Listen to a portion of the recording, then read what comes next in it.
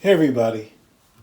We've yet to do our internals, the Eternals video, but at the same time, I just wanted to look back at the comic book and I see the sentiment that I keep hearing is that, I didn't connect with the comic or the comic wasn't good. That was the buzz when people trashed Kirby recently, was that the comic just wasn't good. The art wasn't good, all that stuff. But most people try to be nice and say, hey, I never got into it, so I don't really care what they do to these characters.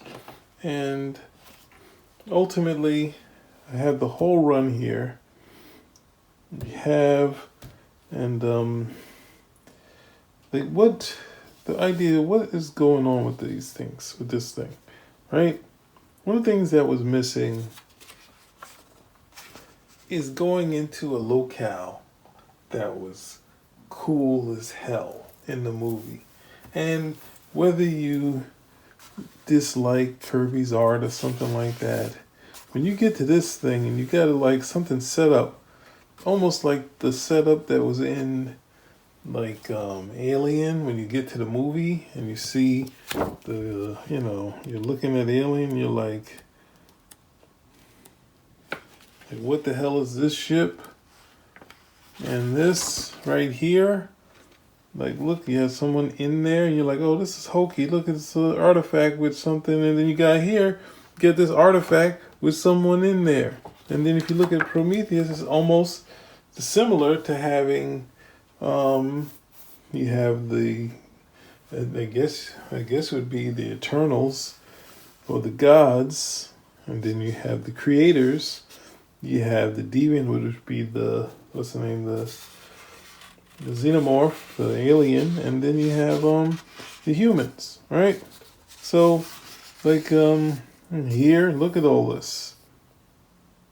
Like these, this sort of artifacts that this is one thing that's key is missing. That could have had us connecting to it because basically, the start of this comic is like archaeology, and you can see that work for aliens in a different way and Prometheus to some extent, even though the story didn't hold up throughout the movie. But this is the key of going to these locales and seeing something cool. Now the problem is, would they have money to do that? As well, I'm only like when they meet Ajax, and they really kind of screwed up Icarus, and like you see here, right? You go through this portion of the book. The gag that Kirby's playing, they say you found it, Ike, right? And they say his name is Ike, right? Ike. His name right here, right? They call him Ike, and then they want his name is Ike Harris, right? So that's where you get the Icarus, not Icarus, because the whole hook and the gag of the thing is that human speech impediments cause them to screw up the names and screw up the histories. And this would possibly be the alien or the deviant that was in the comic, Crow, but he's much more developed in this story than he was in the movie. Like here you got him looking funky with the glasses, but here you got him with Thena, right? And this is another thing they threw out. Thena and Crow have this sort of relationship, hinted like sort of the goddess Athena, right? But all this cool stuff, if you can do one, and this basic thing of eternal, and that's the thing. The Eternals in the movie were Eternals in name only. They were not actually Eternals, right? This is spoiler, me being upset. You have the humans, and of course were humans, but at the same time, these creatures they did some chemical tests, cosmic chemistry, and you got deviants, you got humans, and then you got Eternals. But at first, see this? You have a ship that comes down here. So one of the things that Kirby's doing, so the Eternals were created on Earth, right? And this was the Eternals able to control they'd be able to do total control of their molecules, right? Like you see here, you see them, the difference between the, all of the underground civilizations that you hear about in books. That's what's supposed to be from the deviants, right? And then as you go along here, Icarus reveals himself when Crow attacks. But as it goes along,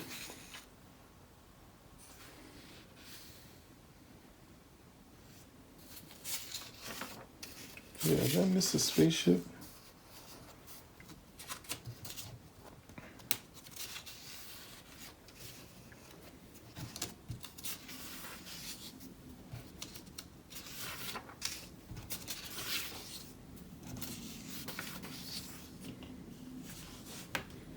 Let's go here.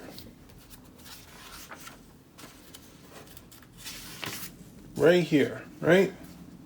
So we go here, we see the Eternals here, right?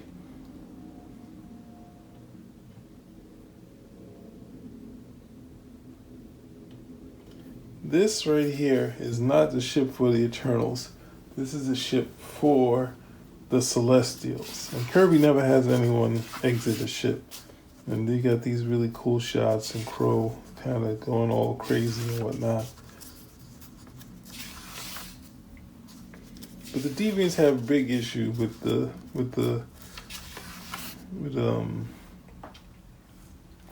Celestial coming, because that they know they lost their towns and whatnot, and they talk about the Great Flood. So all this cool stuff that's hinted.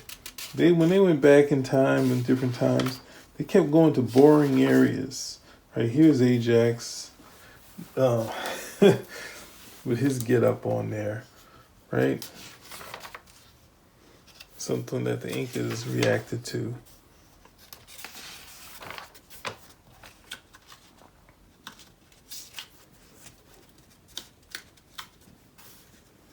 The key, so you've already seen a bunch of things wrong. What the Eternals are actually made of, the actual locales they should be running into. See, it says Chariot of the Gods, off the book, similar to Prometheus, kind of use all of that same stuff. And here, as you go along, when you start to meet some of the other Eternals, they're a little more interesting than Icarus and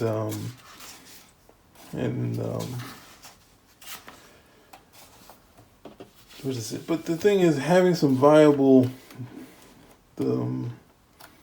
deviants that could be around for a while, not just we kill them off again, right? But this way we introduce a lot of the characters. This character, I think it's Domo, he didn't show up in the story.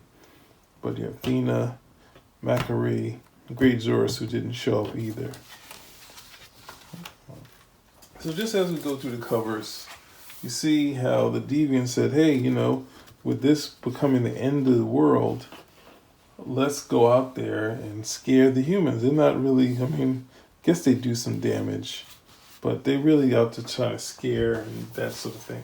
And that's when Athena and Macquarie start joining the thing. But then also the Celestials are coming and walking around, coming to these areas, right?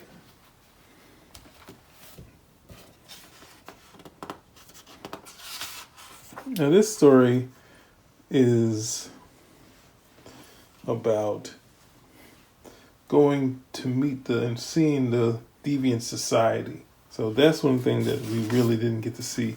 We just saw them as monsters, right? But we didn't get to see some of these deviants here and the connection between Crow. Because as Kirby goes on, the more interesting characters start to reveal themselves, which is Athena, just like in the movie, she's pretty interesting. Crow, who's very interesting and has some connection with Athena. And then Cersei. But Cersei here is a real sort of happy-go-lucky character, very flirty, flirts with this professor and that sort of thing. And she's the Cersei of the, she knows of the history. She didn't have this encumbered saying she couldn't couldn't change human into stuff. This one, Cersei already knows she can turn people anything. More crazy deviants, that would have been really cool. He's a cool character, Carcass. Just getting the scope of what Kirby was doing. They did get to do this with the ending, and here's my favorite. So I should end it on this one because this might be how the no, this is my favorite. I think this was okay because you start to see more of the Eternals. See how all these Eternals are flying, and in the movie only one can fly because they wanted to play the Icarus getting too close to the sun thing. So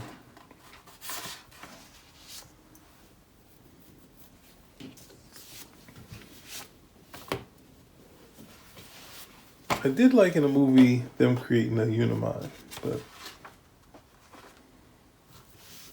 I'm gonna end here because this is because all before this is really end of the world type stuff, and this issue they face the gods, and we're gonna get introduced to a couple other characters. So the deviants are like they're getting ready, they're gonna fly out in space with this crazy nutty thing and try to kill the Celestial, right? Which is ultimately what the story is about in the movie, right?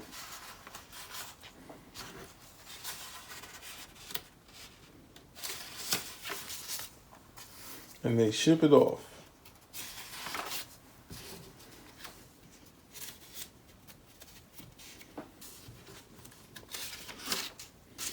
So the humans see this, and the humans follow suit. And they go in out to see the space god ship, right? So remember, the Eternals don't fly along in the ship. And then we meet, we've already met Sprite. But Sprite is another, like a really sort of, has a lot of shades of Loki, but not as bad. And he's like, everyone's connected to Unimind. Who's left? The one that's banished. And in the story, Gilgamesh is not banished. So this is the sad part of seeing this character who's possibly Samson or Gilgamesh, as they say. And but someone who's been,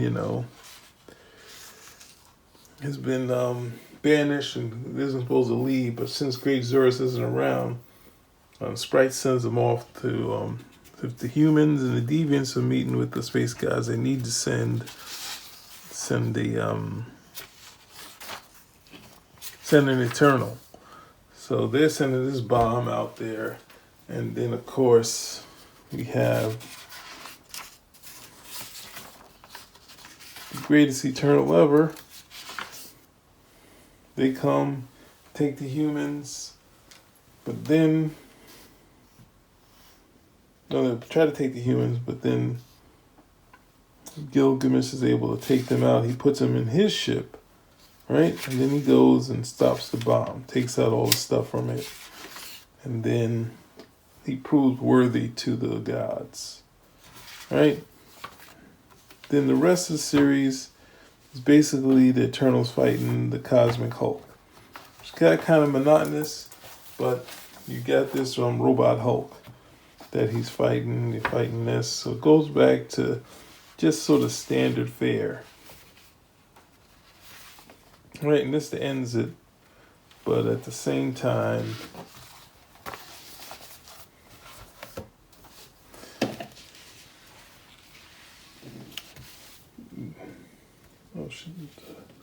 excuse my French. And these were really the most interesting characters. Athena, Crow, and two other deviants go out there and they meet the Timeless Killer. So all the killers of time show up in this series. But while I'm here, I just want to look at this issue. The Captured Icarus. It's really interesting stuff here. The Cosmic Pyramid. But yeah, there's a lot of fun bits of Mercury, say, hey, that's like Mercury. And he's saying, hey, that's because the humans have speech impediments, Cersei spelled differently. And so it kind of gutted the Eternals and went away from it. And if you look at the other series, the one that was done in the 80s, by I think it's Peter Gillis and Sal Buscema, and then Walter Simonson writes it towards the end. You have Gar, you have Fastos in that series. You have a bunch of stuff, but Gar is really the big time villain in it, and it leads to another big time crossover in the Marvel annuals, and then you also have who's that guy? Walter Simonson doing a story with one of the Celestials in his Fantastic Four series. So this is a fun series. They had a little more of this, and I get you. Icarus isn't the most interesting character because he's very, very much a standard hero when you already have Thor or Superman or someone of that cat, Orion, sort of like a nice Orion type of guy. It's but all of these other characters like Cersei, Athena, Crow, my favorite, the Forgotten One, Sprite. So you had a lot of stuff to deal with, and then you had a lot of characters that they could have used and not come up and change, just gut the whole thing and come with a whole new premise. So that's about it. Spin a rack out.